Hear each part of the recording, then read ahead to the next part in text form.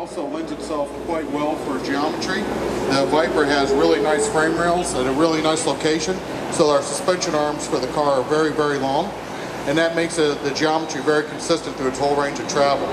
The other thing is the car has to adjust it within 20 millimeters of the stock production geometry, and we were able to get the correct geometry for racing within that stock 20 millimeters.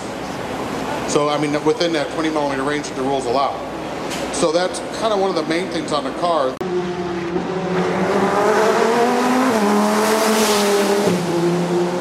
On the air conditioning system, because we're front engine, we do generate a lot of heat. We do use a production Viper compressor, evaporator, and condenser in our AC system. So it's a belt-driven pump. You can almost see it in the very back of the car. There's a gold pulley and a black pulley. The black pulley is the AC compressor driven off the back of the transaxle. That fills up most of the cockpit. Along the top part of the cockpit is all AC, and the bottom part of the passenger side is all the electronics. The car is filled with electronics. There's 400 channels of data, 85 sensors mounted on the car. So we monitor 400 items in pit lane all the time. The electronics on the car goes from anywhere from the Megaline shift system, which is a paddle shift system that is pneumatically powered, all the way through to the Bosch ECU, to a PDM unit, to a Motec data system, and then the Pi data system for that ALMS requires. Roughly the car is worth, I'd say, $850,000, and at least $250,000 of that is electronic systems that's sitting in the passenger footwell.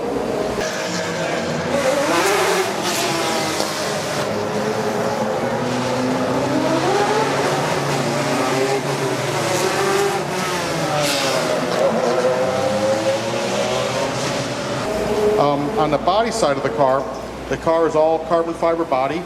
What happened on that is we got the early designs of the production street car, and we widened it out the way the rules allow. They allow us to flare it 150 centimeters aside. I'm sorry, 6 inches total, 150 total. We flared the car out and then worked on it in CFD. After we got, which is computational fluid dynamics, which is pretty much like working on a wind tunnel on a computer. We then passed it back to Chrysler, to SRT design staff. They sweetened it up and made some curves nicer and changed some things. They would pass it back and we would rework that. And we went back and forth, I'd say a good 4 or 5 times to get the right shape and the right aerodynamic balance that we wanted and the right shape that they wanted. But it was a very seamless transition going from the stock production Viper to get all those styling cues in to what we wanted on the racetrack. It lended itself very well to that application. Then we made all the bodywork tooling and made all the molds, and it's all molded out of carbon fiber. Whenever you see something in black, it's carbon fiber. Whenever you see something yellow, that's Kevlar. So there's a little bit of Kevlar in the body, but mostly it's all carbon fiber.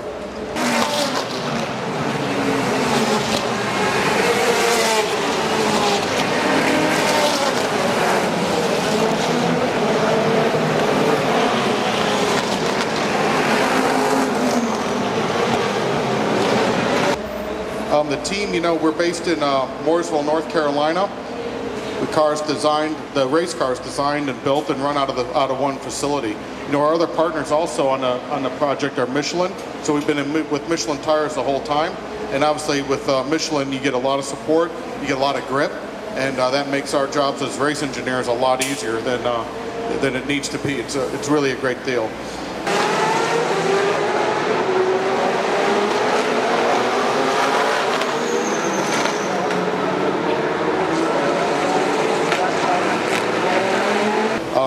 On the race weekends like this weekend, this is our first time to a street circuit, so we're kind of having I don't want to say a hard time, but we've been keeping everybody pretty busy on the suspension adjustments, I'd have to say, this weekend. I think the guys, they're about to lock the spring drawer on me, so I can't pull any more springs out. We have one more spring change and then we're done. But we change the springs, we change the shock settings, aero settings, ride height settings, depending on what track we're to, along with sway bars, cambers, and toes, and everything else. But that's pretty much what we go through on a normal race weekend. I don't know if there's anything I'm leaving out, Matt, on what we've been going through. But right now they're doing a full setup on the car. You see these aluminum wheels that are on the car? Those are setup wheels, so we get a very consistent setup. Those aluminum bars on the front and back of the car, those are the toe bars. So they measure the toe on each wheel, and then they also measure the camber and make sure we have everything correct to go out for race time. So we're doing the last setup check, maybe the last setup change. The engineers and the drivers are in the front of one of these trucks, talking about the car, how the session was, and what changes they want to make for the race. So with that, I'll kind of pass it back to Matt.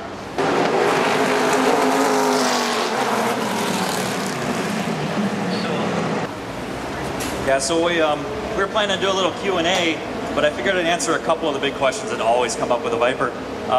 And one of them is the displacement. So the series rules in GT, maximum displacement is supposed to be a 5.5 liter engine. And as I mentioned before, we have an 8 liter V10 engine. So a lot of questions is, you know, why are you beyond the rules, or how do you get that exception? And we have a waiver to run the big displacement engine. And the problem with the Viper particularly is that the rules say it's a 5.5 liter maximum, but it also says that you have to use the production blocks and you can't add material to those components. So in the situation of the Viper, there was really no way for it to compete under the rules, and we had to ask for a waiver to allow the Viper to compete. So what they did do is they allowed us to put an 8 liter engine in the car, but on the flip side, they take our advantage away by adding weight to the car, as well as putting a restrictor on the car that you see on all the vehicles. We're running one of the smallest restrictors in the series, but that takes away our big displacement advantage. And to give you an idea, Brent's going to maybe show you the restrictor. This is our restrictor trumpet. It's a little bigger than an inch, so all the air that goes in the engine has to pass through 2 of these trumpets. And put it in perspective, this is one of our pistons.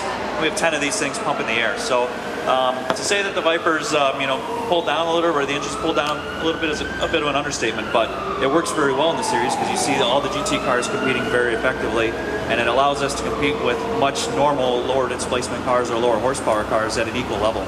So it works out pretty well.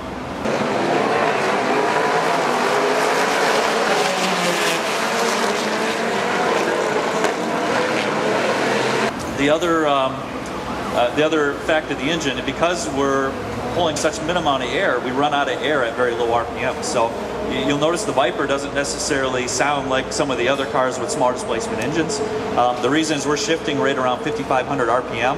A normal street car would shift at like 6,400. So we just run out of air, and it doesn't do us any good to run up higher than that. So we have to adjust our RPM range and our gearing to kind of put us in that window that's most effective for the track. The other big question I get is that the decision on the transaxle, because a normal street car would come with a transmission right behind the engine. The transaxle, there's several reasons for the transaxle. Bill mentioned one of them already. We needed a lot more real estate to package the extra volume of fuel that we have to carry to run both the E85 and to do endurance racing. And the other one is a weight distribution advantage. So if you look to the paddock, you know, our competitors, Ferrari, Porsche, Corvette, they all have either rear-mounted gearboxes and transaxles, or they have mid-engine or rear-engine cars. So it gives us an opportunity, again, to be kind of on equal footing with all the other race cars that are built up for the series. So that's about the 2 big ones off the top of my head. We'll let you fire away for a few minutes. Any kind of technical questions? Let's take this out.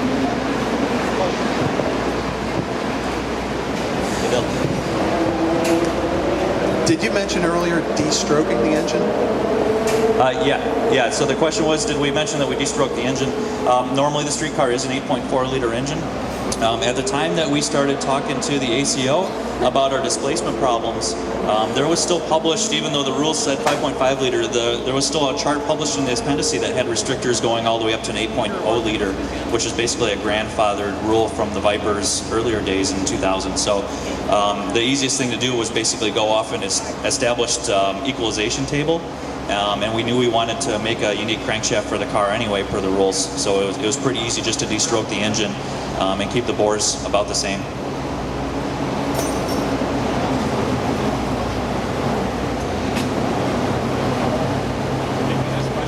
Technical questions. Are there any plans to return to Europe and compete in the 24 hours of Le Mans? That's the other big question. Certainly we would love to. Of course everybody wants to go back to Le Mans. That's our dream. But for the short term, we're going to focus on American Le Mans Series. You know, we have a lot of work to do to get competitive in this series. So right now we'll focus on the American Series and see what the future holds. And I'll leave it at that.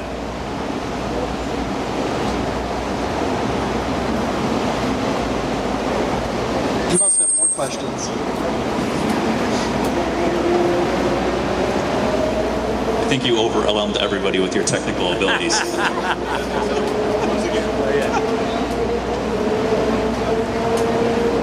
Well, if there's no other questions, We do have, as you see, there's a lot of signage of SRT and our product line that's around. We do have an activation site that is, if you find pit lane and keep on going that way, it's up along the street straightaway, so please feel free to stop by and enjoy things. And if you, on the way out, if you walk by Amanda waving at us here in our apparel booth, she actually has some free backpacks and some giveaways for you guys to thank you for showing up and being a fan. So I hope you all have a great day, stay safe, and feel free to stop by anytime. Thank you.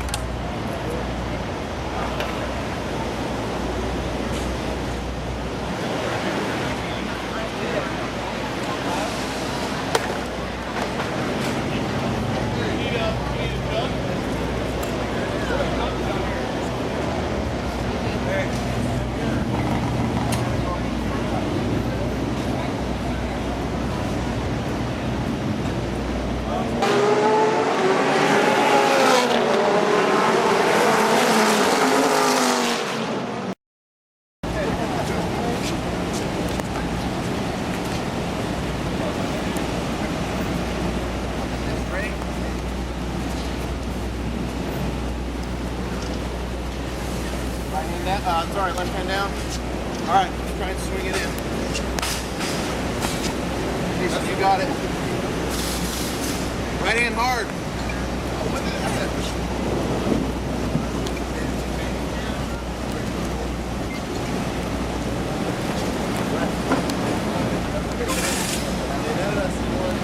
Try again. All right. Straight. You're gonna clear that car? No. You have to go straight. Cut it.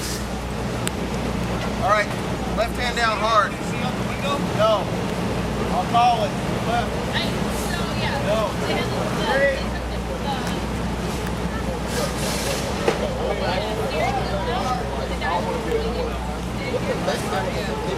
Right hand down hard. Straight.